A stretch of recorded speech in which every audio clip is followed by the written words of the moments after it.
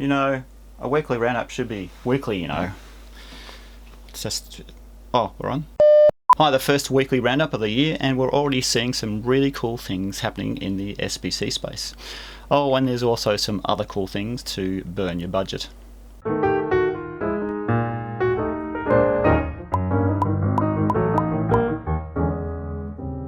This video is being sponsored by JLC PCB, who provide all my PCBs. If you want some quick turnaround PCBs, then they are a pretty good mob to go with. They can produce 1 to 6 layer boards with 0.4 to 2mm thickness, track widths down to 3.5mm, and support BGAs, cutouts, fingers, and other cool things.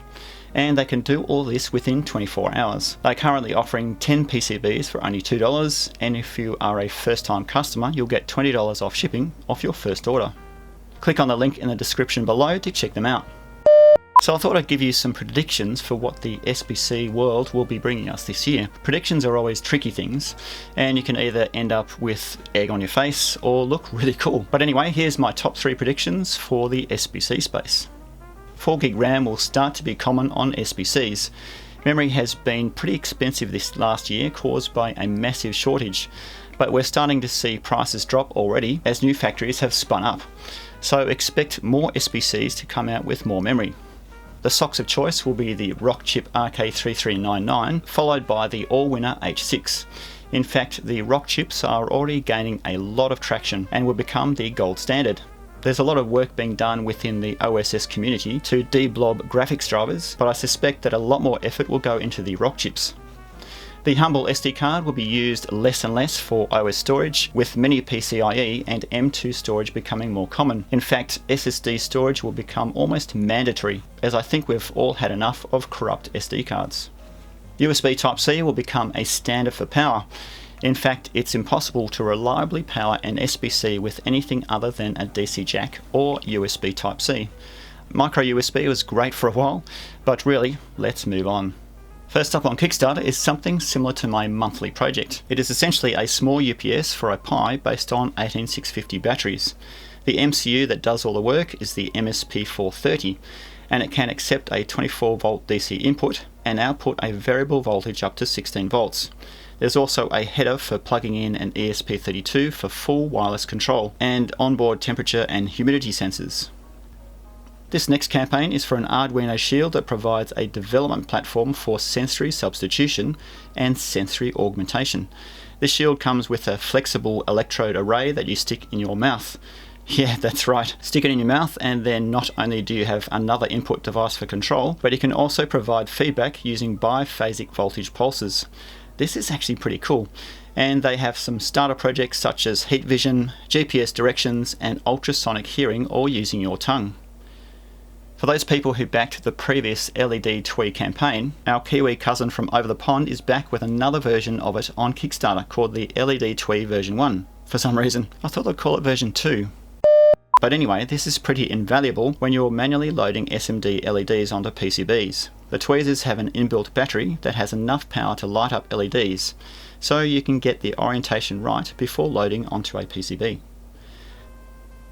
The Pilot Remote Control is a board that runs the Atmega 32U4 along with an NRF24L01 module that provides up to 1.5km line of sight range for controlling whatever you want.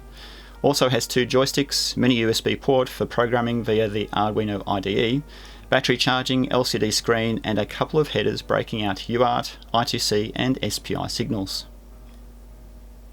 If you have your own laser engraver, then this might interest you. It's essentially a stepper-controlled rotary attachment that allows engraving circular objects, like mugs. Pretty cool. And if you're into retro displays, then this multi-segment LED display can be controlled over I2C, and is powered from a 3.3 to 6V DC supply, so it can work with 3.3 or 5V logic levels. There's also full Arduino IDE library support for it. The Ark Dev Kit is up on pre-launch over at Crowd Supply. This is a handheld device that takes a Pi Compute Module 3L along with LiPo battery charging, a few buttons, and a 4.7-inch capacitive touch display. It also comes with support for the DAT protocol, which provides peer-to-peer communications such as chat, file sharing, and mini websites. This is something that gives you true mobile, offline, peer-to-peer communications. Oh, look! My Pi projector is up on pre-launch. It's about time I launched it. Another thing also up on pre-launch is the TinyFPGA EX, which is the next invocation of Luke Valenti's FPGA breakout boards. This one contains the Lattice ECP5 FPGA. Not that other company who I won't name because this video might be taken down for copyright infringement. You know the one I'm talking about, don't you, Robert? Wow. If you're into small displays, then this pre-launch is for a 64x9 LED display with either white, blue, green, orange or pink LEDs. It uses the IS31FL3731 LED matrix drivers, an ESP8266 and LiPo battery charging. Looks pretty cool. Back in weekly roundup number 58, we saw the Stereo Pi in pre-launch. If you want a quick and easy way to add stereoscopic vision to your Pi projects, you can now pick it up over at Crowd Supply. With it you can do things like stream stereoscopic 3D video to YouTube, build real-time depth maps using OpenCV, create panoramics using Huggin, and even a third-person view of real life. Pretty cool. Back in weekly roundup number 61, we saw the Tomu FPGA. Wait, was that the last one I did? Seriously? That was ages ago. Well, it's live now and the campaign is nearly over, but you'll be able to still pick it up from Crowd Supply cause it'll go into demand mode, no doubt. While over at GripGets, you can pick up the Datum Weather, which is a small breakout board running a SAM-D21 and firmware that collects data from a BME280 environmental sensor and pushes it out the USB port in JSON formatted packets. You can control via a pseudo HTTP RESTful interface to set reporting rates and alerts. The Meaty 3 Plus is a board from SparkFun running not only the FTDI FT231XS USB to serial IC, but it also contains a 1A 3.3 volt regulator, able to supply juice to pretty much anything. If you want to be able to safely use the Pi with 5 volt logic levels, then this board allows all the GPIOs to be used in 5 volt circuits. The Audio Moth has been around for a while now. Well, a newer version has arrived. This one is capable of recording up to 384 kilosamples per second to SD card using a MEMS microphone and the EFM32 Gecko processor.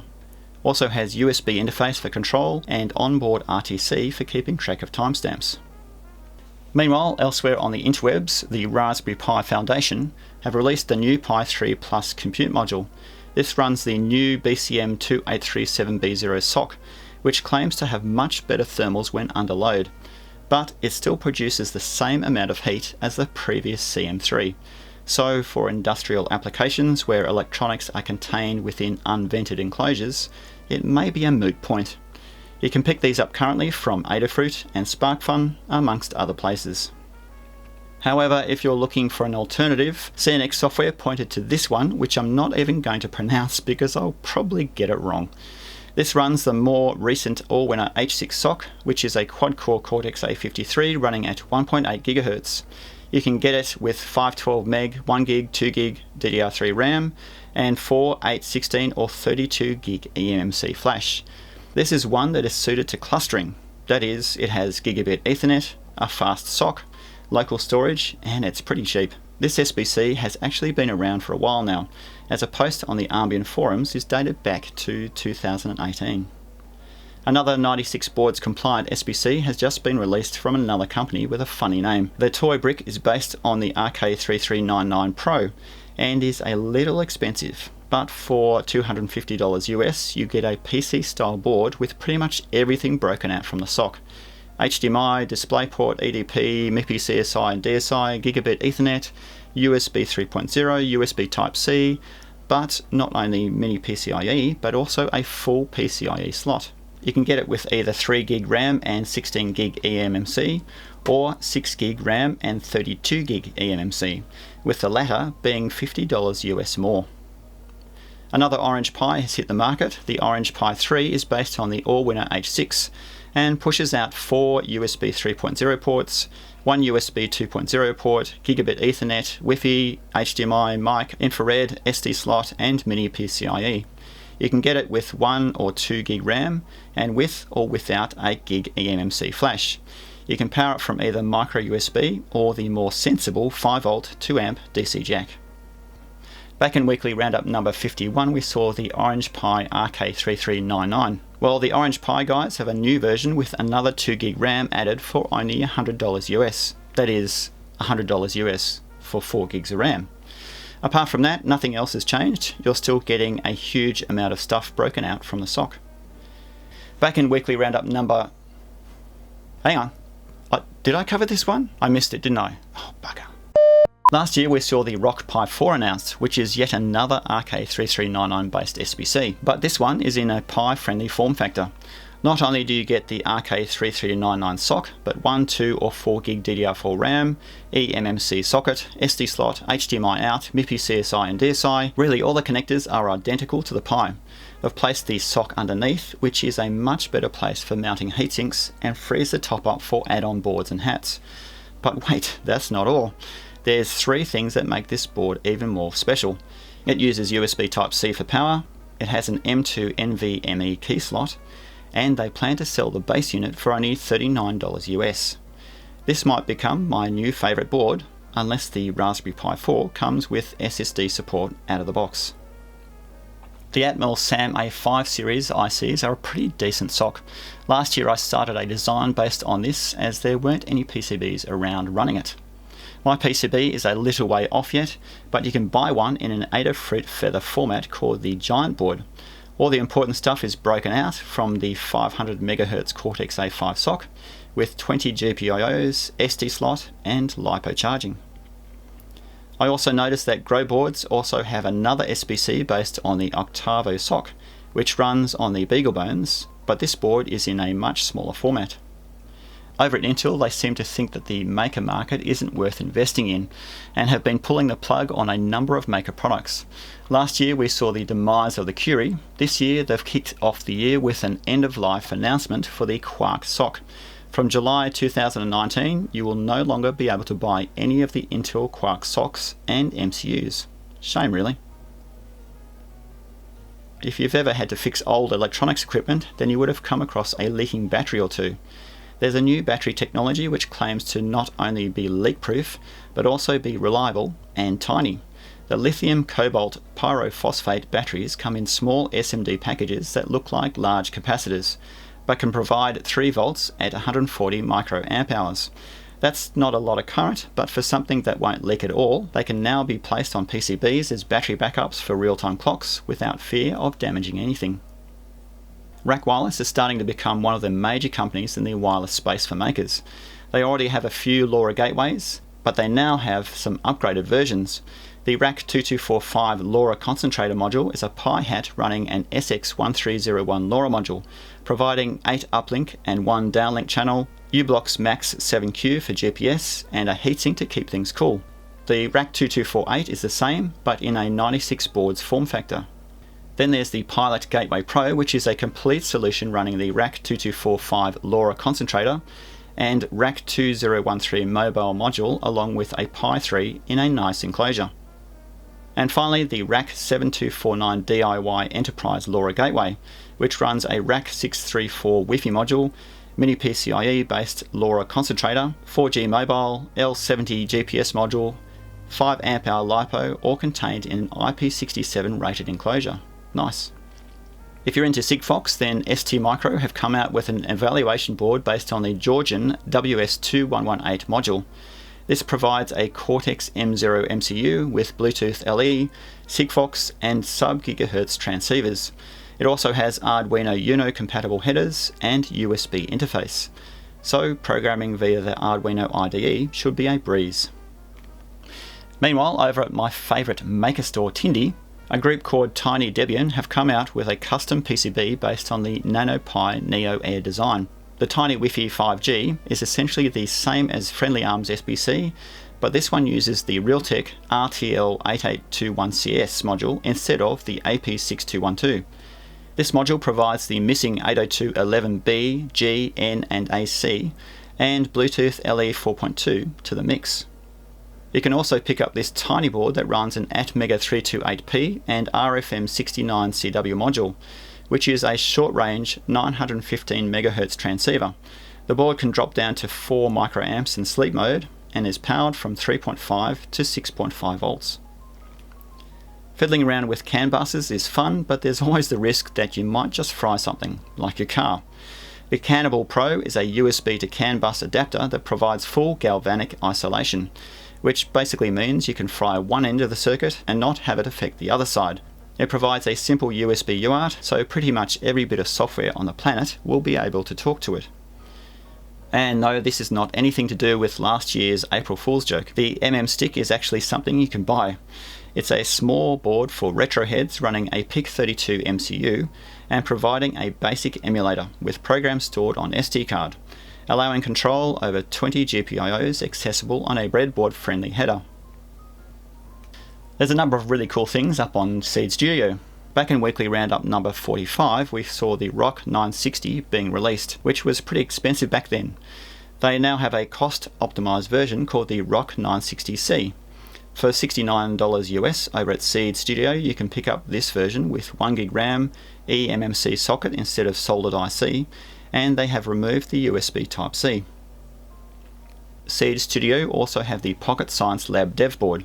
This runs the PIC24EP256 MCU at 70 MHz, providing some cool features like 12-bit voltage and capacitance meters, 3 DC buck converters with variable voltage from -5 to 5 volts, and current from 0 to 3.3 milliamps, 4-channel 2 megasample per second oscilloscope and logic analyzer, 2 signal generators from 5 Hz to 5 kHz, and 4 PWMs providing up to 8 MHz.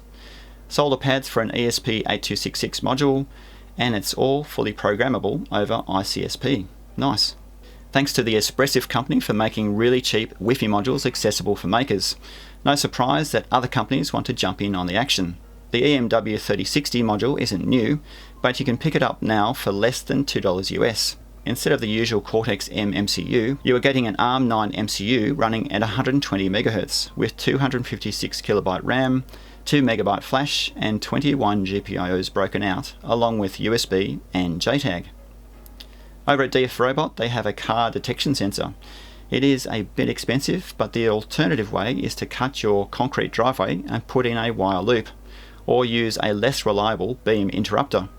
This one uses ultrasonics to detect the presence of a car from 500mm to 5 meters away at 10mm resolution.